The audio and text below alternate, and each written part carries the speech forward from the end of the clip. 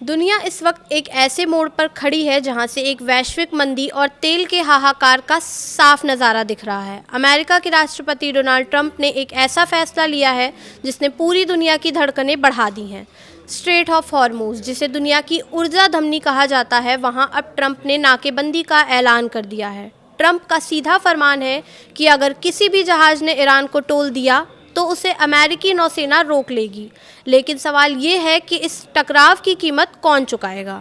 नमस्कार, मैं प्रिया श्रीवास्तव और आप देख रहे हैं न्यूज़ 18। पाकिस्तान में शांति वार्ता फेल होने से अमेरिकी राष्ट्रपति डोनाल्ड ट्रंप बौखला गए हैं।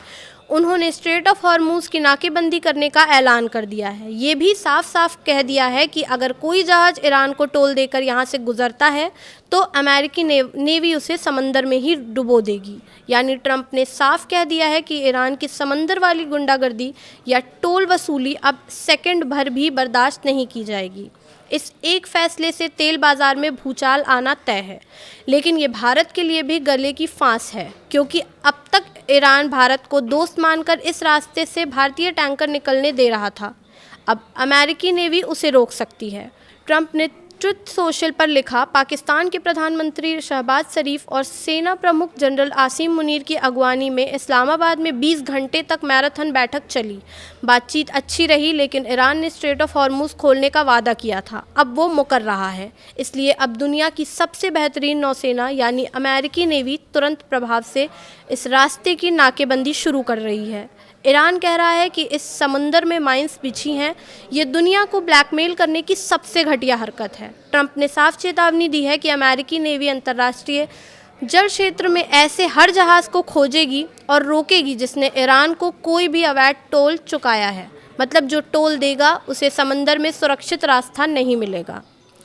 ट्रंप ने यह भी दावा कर दिया है कि ईरान की नेवी, एयरफोर्स, रडार सब खत्म हो चुके हैं। आयतुल्ला खामेनेई और उनके ज़्यादातर नेता मारे जा चुके हैं और अगर अब किसी भी ईरानी ने अमेरिका या किसी शांतिपूर्ण जहाज़ पर गोली चलाई तो उसे नरक में भेज दिया जाएगा।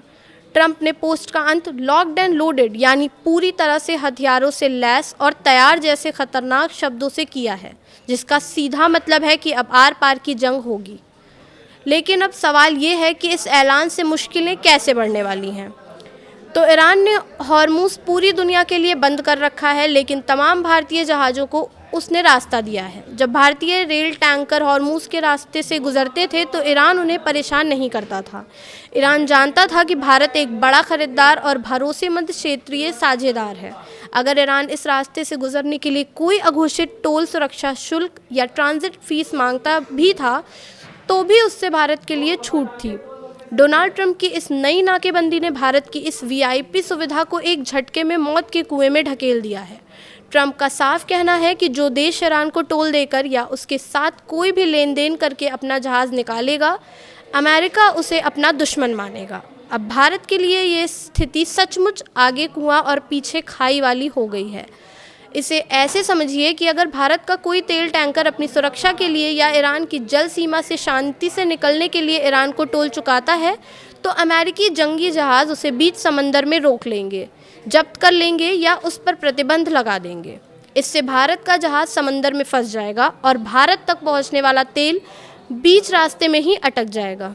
हॉर्मुज़ में अमेरिकी युद्धपोत और ईरान की बची कुची सेना आमने सामने होगी और तेल के टैंकरों को रोका जाएगा, तो अंतर्राष्ट्रीय बाजार में कच्चे तेल की कीमतें रॉकेट की तरह भागेंगी। आज जो तेल भारत को एक संतुलित कीमत पर मिल रहा है, ये रातों रात इतना महंगा हो जाएगा कि तेल कंपनियां इसका पूरा बोझ सीधे आम जनता की जेब पर डाल देंगी। भारत में पेट्रोल और डीजल के दाम 100 रुपये या उससे बहुत ऊपर के ऐसे आंकड़ों को छू सकते हैं जिसकी हमने कल्पना भी नहीं की होगी।